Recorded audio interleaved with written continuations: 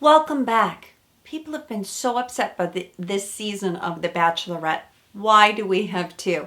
And it's getting even worse. Why are Gabby and Rachel crying so much? It's only episode 3. But in this video, I want to go over a psychological theory that will help to explain what's happening. Make sure to subscribe and you can learn lessons from The Bachelorette. Welcome to Reality TV Therapy with me, Dr. Diane.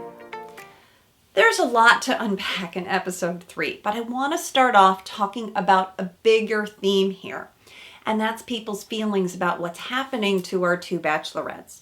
Normally, we don't see this type of rejection, this crying, until much later in the season, but it's happening early, and I know it's hard to watch.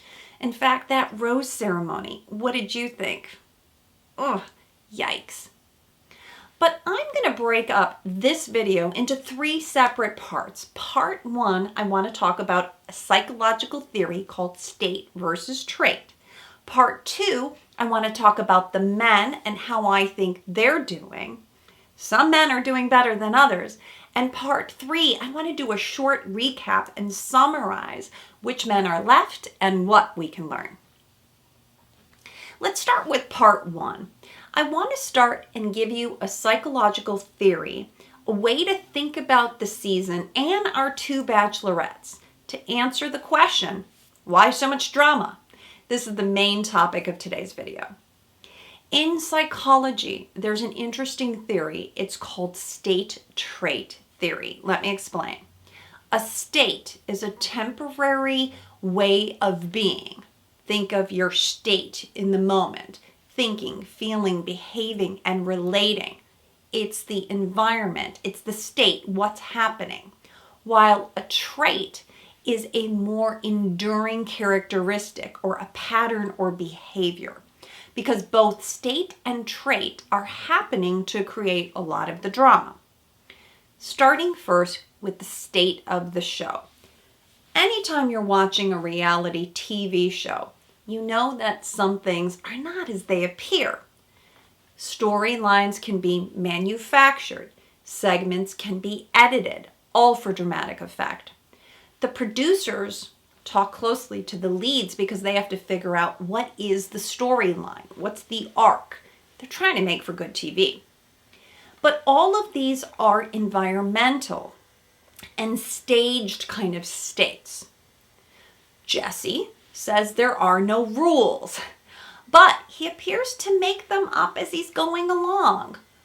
Like, if you reject their rose in the final rose ceremony, then the bachelorette loses her rose, and that goes back into the pile, but then we didn't have the same numbers. So it's all very confusing. But this isn't so much about Rachel and Gabby being as confused as a fumble on the production's part. So what's important here then is this adds to another common psychological error. It's called the fundamental attribution error. People will mistake the attribution of a person's behavior to some kind of internal motivation rather than the external, which goes along with state and trait because we're assuming now that Gabby and Rachel are being emotional, needy, dramatic, when really it's the state of the envelope or what's being created to create those feelings. And of course, they're feeling insecure. What's going on here? Well, we haven't had two bachelorettes before. And people are talking about how the show could have been done differently. That maybe when the men came out of the limo, they declared who they were there for. But if you also recall, it was Jesse who turned to the women and said, how is this going to happen? So a lot of the state has been confusing. And there could have been other shows. There have been shows like in Joe Millionaire, there are 2 bachelors. But 2 women, I believe, is a completely different situation. Why? Because usually in the show, the women, the lead, has the right to give somebody a rose, and it's more like a formality. Of course they're going to accept the rose. But here, The rose is really about, do you accept my rose? And with two women, I think it's very different because it does bring up some level of competition. Even though we say it's not a competition, but for two women, they are acutely aware of who do you like better. Do you like my best friend better, or do you like me? And the drama is really about, if I offer you a rose, are you going to accept my rose? Which is very different. Now, some people had talked about early on that this season was going to be more like Bachelor in Paradise. Well, it's not. It can't be because we don't have new people coming in. There aren't multiple bachelorettes. There are still only two. And we're not having new guys come in either. So this does mimic in many ways what is real dating experiences, but that also means it's disappointing all at the same time. Because dating is hard enough, and we watch reality TV because we want a break. We want a fantasy. At least I know when I was single, I watched The Bachelor because I wanted to see the grand dates. I wanted to see the date like Rachel and Zach had. I wanted to see people getting dressed up and going on fun dates and doing bungee cord jumping because that was different from reality. But why people are having such a negative experience is we see Gabby dropping in on the men and she's feeling disappointed. Isn't this like real world dating? You show up and you've got these, excuse me, but kind of average or mediocre dates. The guys deciding which hot bachelorette they want. That's disappointing. Because one of the biggest complaints that I hear from my clients and women who are dating, and men for that matter too, it's that you don't feel special. You don't feel chosen. And the competition is adding a whole different level of stress. I want to digress and tell a personal story for a minute to help any men who may be watching this video. But I have 3 sisters. And I can kind of relate to the situation with Gabby and with Rachel. Because I was living in California at the time. I'm single with my single sister. And she's very attractive. And I have a date, a guy that I'm interested in, come over. And all he can talk about is how hot my sister is. Well, I needed to let the guy know that this would be the last date that we'd ever have. Because how hard is that to hear that this person might be attracted to a sister or your best friend? It's one of those things that is very hard. It might be different for men. They might feel the level of, well, she's not into me. But for women in particular, this is really hard. Now, all of this is the background, the envelope, the state of it, and the men are being advised too. The state for the men is that you have choices. You get to decide. So a lot is happening behind the scenes. But now let's talk about the individual traits, because this is more the personality of Gabby and Rachel, and it's important to keep in mind who they are, because this is what I teach people. I educate people about their love style, their attachment style, and what to do about it. I offer courses to help people, if you have an anxious attachment style, how to be more secure. But when it comes to the trait of Gabby and Rachel, what should you be looking for? What are the signs? Let's start with Gabby. Some people have left comments. Most people love Gabby, but there's comments about she's a hot mess. She's not ready. She has a lot of baggage. And I think, ooh, ouch, that's harsh. But I think it's not that Gabby's not ready for a relationship, because I think she's ready. She's 30 years old. She's dated a lot of people. She's been on the show before. She's had other long-term relationships. I don't think everybody's ready for Gabby. And why? Because Gabby does show up a little bit different. Now, I don't know Gabby. She's not my client. In fact, if she was, for confidentiality reasons, I couldn't talk about her at all. But we do know that she has experienced some trauma, some difficulty, and she's the one who's been very vocal about that.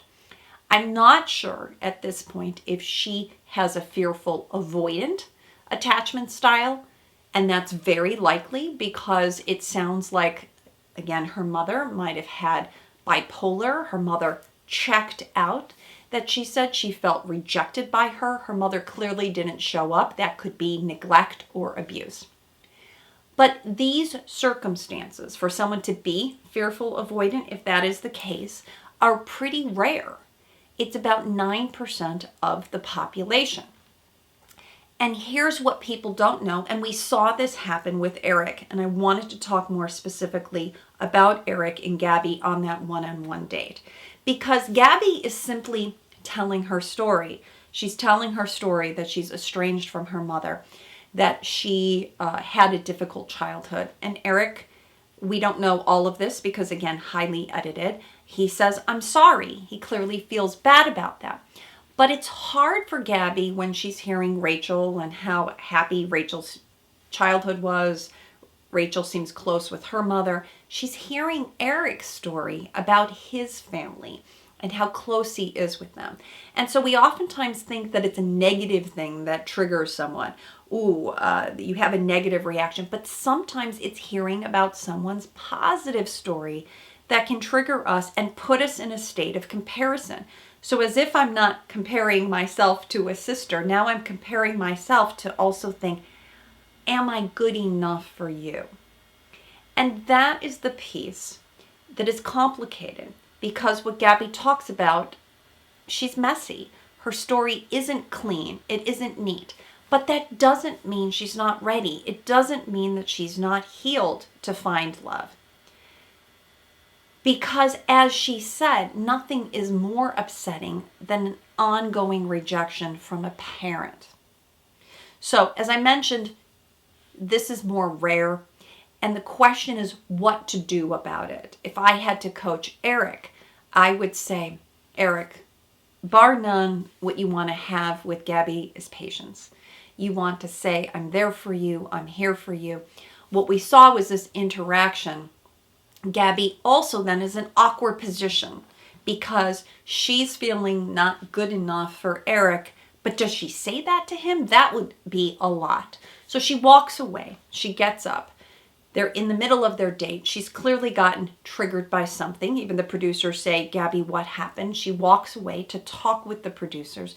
She's having a moment of insecurity. And I just have to say, so relatable, Gabby, because who hasn't? Who hasn't at some point worried, I really like this guy, but if he really gets to know me, is he going to abandon me? Is he going to reject me?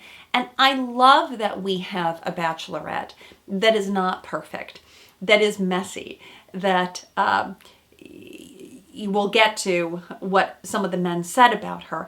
But I love that because I think she can be a role model. And she has done work on herself. She has a lot of sensitivity. She talks about it being a blessing and a curse. But it does sound like someone who's done a lot of work. So I don't want to say that Gabby's not ready. I think she's very ready. It was Eric who didn't know how to handle that. And if you come from a secure, functioning family yourself, I'll just assume that for a minute about Eric. I don't know enough about him, but it could be overwhelming. Someone shares this story and it's not your story. So you're thinking, oh my gosh, what do I offer this person? And if I was going to coach Gabby, I would say be very explicit and tell him. What was fascinating too about this date is that Gabby needed some comfort from Eric. And if you noticed, he was talking, he wasn't perfect in what he was saying, but she moved in. I'm guessing her love language is physicality. She went in and she sort of leaned and got on his lap and needed a hug from him. And that's what she needed for reassurance from him. So it would be very helpful for Gabby to state explicitly to Eric what she needs. And that was a moment. I also thought Eric did a really nice job recovering. There was a difficulty there, but then they moved inside. They were sitting by the fire. She gave him the rose and thanked him. And he really had some lovely things to say. Told her he really liked her, etc. And I thought we're off to a really nice start. But I did just want to say that's what's going on through my mind. And as you're watching it, let's have compassion for Gabby. She's been through a lot. She may not look like some of the other more different bachelorettes, but I really loved how relatable she was. And Gabby puts it right out there. And not everybody's going to be right for her. And we will get that, and that will play out. But now let's talk about Rachel and her attachment style. What is her trait? Who is she as a person? We've met her before in Clayton's season, and we're beginning to see Rachel as being a little feisty. Now we're hearing about the guys after the group date. Some of them had some choice things to say to Gabby, and we're seeing Rachel defending like her younger sister. I'm not sure if Rachel has a secure or she has a little flavor of an anxious attachment style too. Why do I say that? Because 46% of women, it's the most common type, have an anxious attachment style. What does that mean? Well, that means that Rachel would have one or the other parent who is there for her sometimes, but not others. It sounds like her mother was very consistent. We saw her in the tape on her date with Zach. But her dad, remember Tony, he was a little bit tough, rough around the edges, didn't let men know, didn't let Clayton know that he approved of him. He was a tough sell. So I'm wondering if Rachel had a parent who wasn't there consistently for her, and she gets ahead of herself. She falls quickly. But Rachel is letting us know that she is feisty, that this is her journey. And part of the state, the background, the envelope is the producers tell you, this is your journey. There are no rules, so you can see all the confusion. So we know that Gabby, her trait may be that she has a bit of fearful avoidant, and that's going to play out. We know that Rachel has a little bit of anxiety also. So those are the traits that I'm looking for when I'm observing this. And how does that apply to you? Look at yourself and see what's coming up for you even when you're watching it, and what do you in your own dating situation. But for the most part, I do just want to say that so much of what we observe, and I call this being in hot water, that it's the state, how things are going about, the way that it's set up to be a competition for the roses, who likes who more, that has contributed to so much anxiety. And that's why we're seeing the drama so early on, because it's when someone's in hot water. I say we're all like tea. You don't know who someone is. You don't know their flavor until you put them in hot water. And here's why I think both Rachel and Gabby are really frustrated, and nobody wants to see women cry, because they have been trying so hard to prevent this conflict. Of course, they're exhausted. Like night one, they handled that well. I talked about that. They said, he's my type. He's my type of guy. They were trying to signal to one another to prevent this. They have been communicating with each other as best they can. And I think I would be a little bit pissed too, that despite all of our best efforts, that some men are saying some things that are hurtful. And so that's why I think it's been so difficult and painful. So that's who Gabby and Rachel are. Now let's talk about part two. Let's talk about the men. So I've got my flags here. I've got some green flags, some yellow, and some red. And I thought it would be helpful to start with the green flags. Let's start with the guys who are doing well and handling the situation and they understand the assignment. Guys that I'm loving thus far. Tino for Rachel, Zach for Rachel, Nate and Eric for Gabby. Avon for Rachel, he's doing a great job too.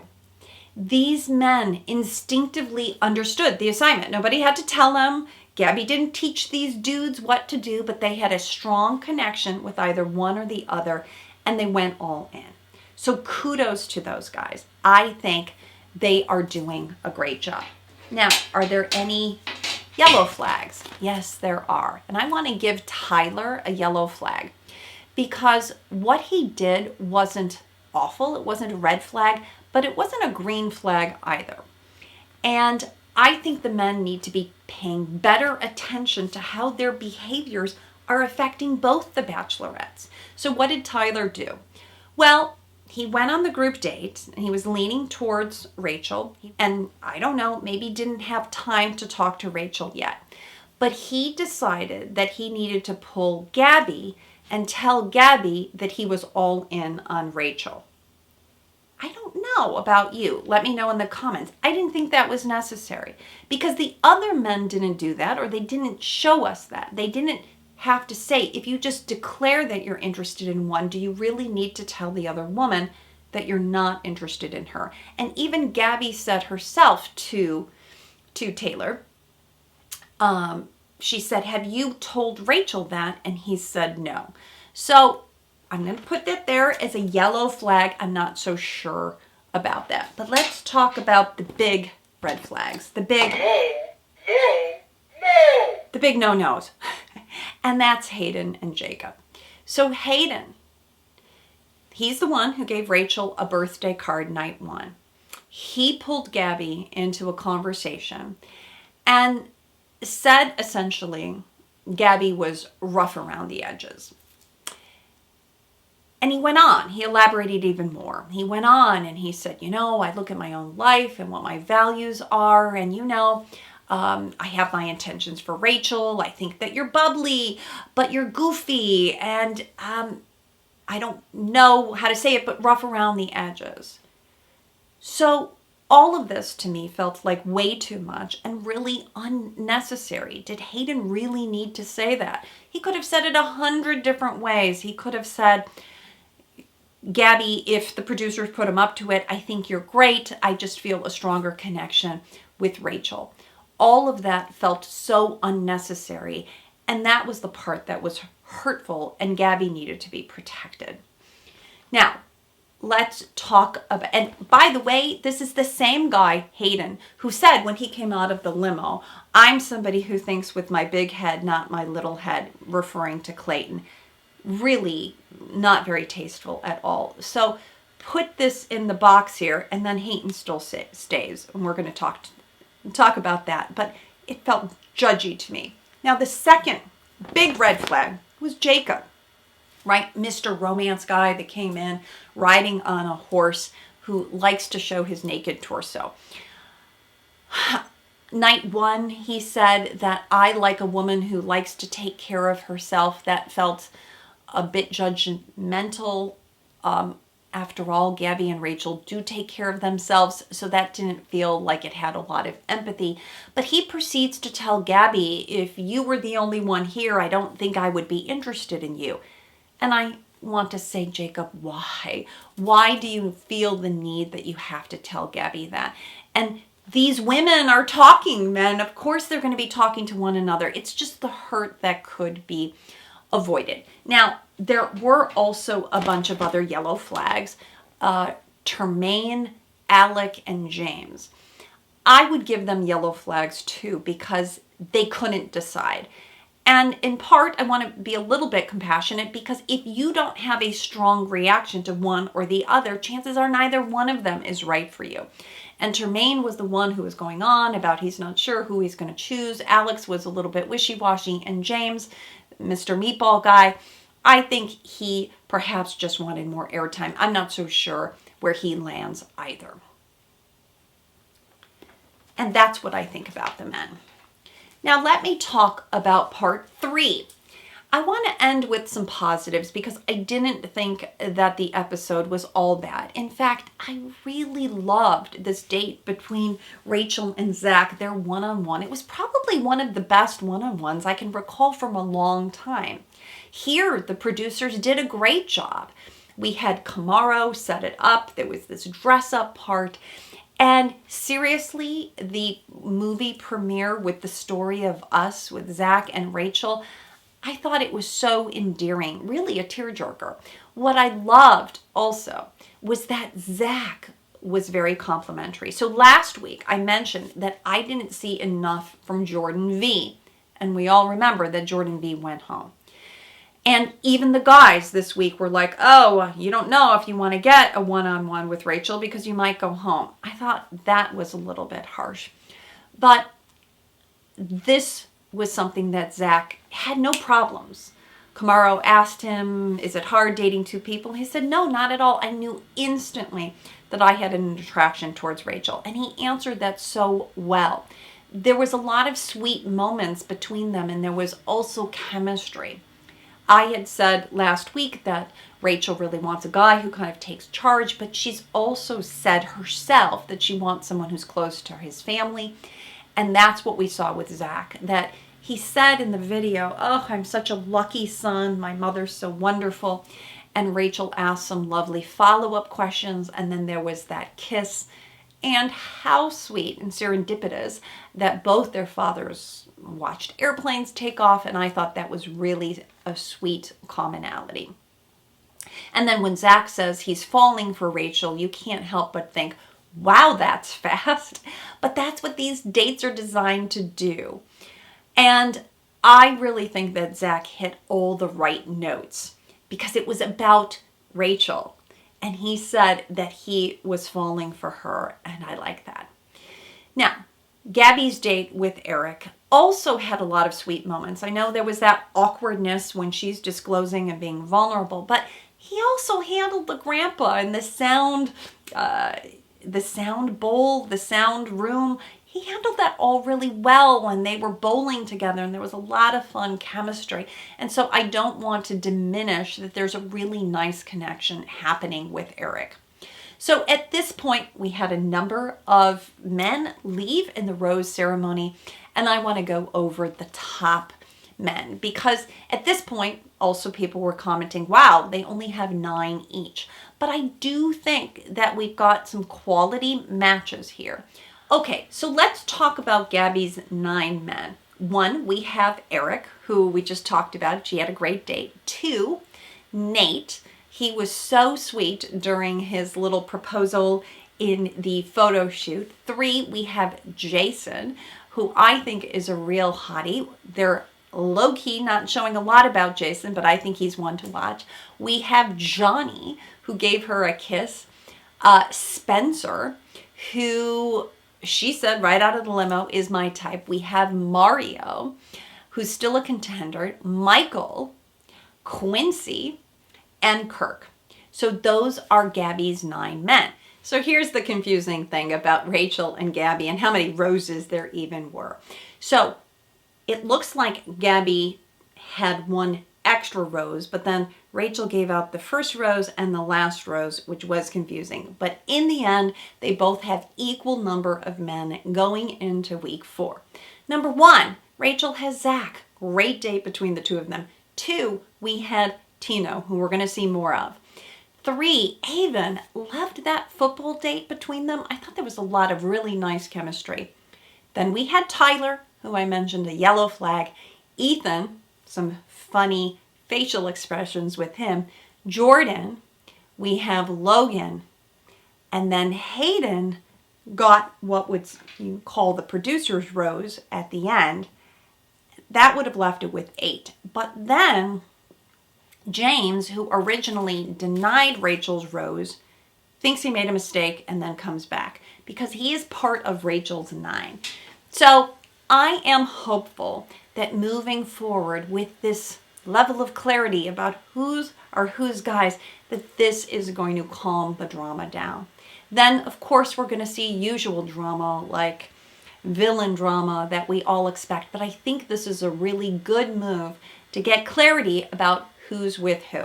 So let's do a summary now, what I like to call a reality check, looking in the mirror.